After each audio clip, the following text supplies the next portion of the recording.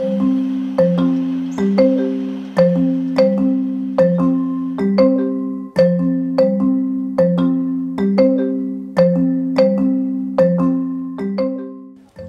মোহাম্মদ আমির হোসেন, কৃষি যন্ত্র উদ্ভাবক। আমাদের কারখানাটা 1940 সাল থেকে আমার বাবার গড়া। আমি ছোটোবেলা থেকে আমার বাবার ওয়ার্কশপে কাজ শিখি, ডায়নামার থেকে টারবাইন সৃষ্টি করে কারেন্ট তৈরি করা। সেই সময় প্রথম আমি তৈরি করি এই যে চিকন সেমাইয়ের মেশিন।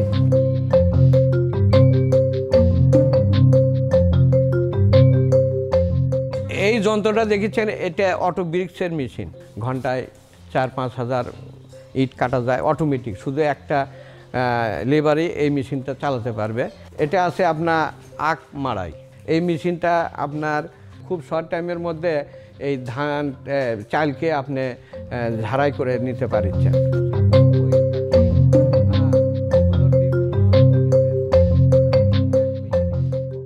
এগুলো আপনার শ্যালো ইঞ্জিনের পিয়ার পার্টস। এগুলো এক সময় জাপান থেকে আসতো, এর দাম ছিল 2500 টাকা।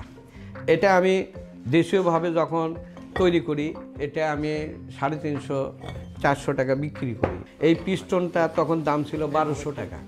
এটা অনলি 200 টাকা আমি তখন কপি করে এটা আমি 200 টাকা কৃষকের মাঝে ছড়াই দিই।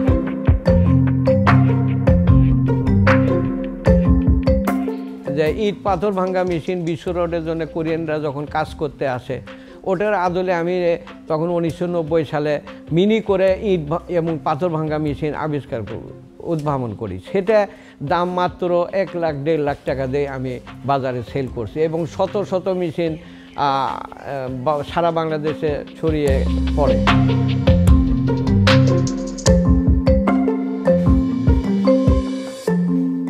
ধরেন বিদেশি মেশিনগুলো বাজারে আসছে, কিন্তু টেকনিশিয়ান নাই। ওটা নষ্ট হলে ওটা সারাইয়ের কাজ কে করে?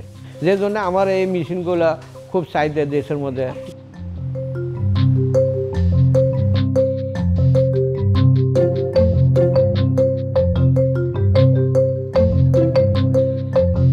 রিভার্স ইঞ্জিনিয়ারিং যে কোনো একটা যন্ত্র আমাকে দেওয়া হলো এবং সেই যন্ত্রটা খুলে আমি পার্ট দেখলাম এবং এটার আদলে আমি অনেক কিছু তৈরি করার সুযোগ পাচ্ছি দেশীয়ভাবে।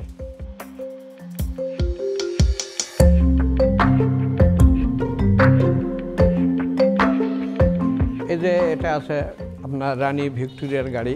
এটা আমাদের কারখানায় একটা ক্যালেন্ডার ছিল। এই ক্যালেন্ডারটা দেখে ওটার আদলে আমি গাড়িটি তৈরি করি। এটার আদলে আমি এই গাড়িটি আবার তৈরি করছি। এটা ইলেকট্রিক টারবাইন সিস্টেম, কোনো জ্বালানি না, শুধু কার্বন 8 ঘন্টা পর পর চেঞ্জ করতে হবে। এটা মূলত 150 টাকা দাম। কার্বনটা আমার নিজস্ব কারখানায় তৈরি করি। আচ্ছা, আমি এখন যেটা নতুন প্রযুক্তি দিকে এগিয়ে গেছি, সেটা গাড়ি রাস্তাও চলবে, আকাশে উড়বে। 3 চাকার গাড়ি। আমার সব কিছু মানে ড্যাশবোর্ড পাঠাতন সব কিছু কাজ চলিচ্ছে এবং এয়ার প্রোপেলার ফাংশন থাকবে। মূলত ইলেকট্রিক টারবাইন দিয়ে মূলত এই কাজ হবে এবং হাইব্রিড ফাংশন থাকবে।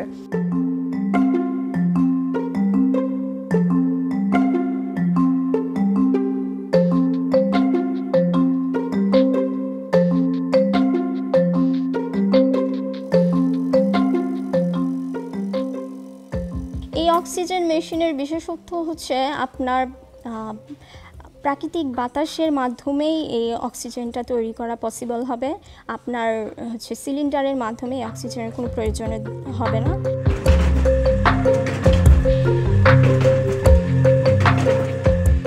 বিদেশে যারা আমেরিকা বলেন, ফ্রান্স বলেন, চীন বলেন, এটা তো পৃথিবীরই মানুষ, আমরাও পৃথিবীর মানুষ। ওদের সরকার সবসময় কে কী করছে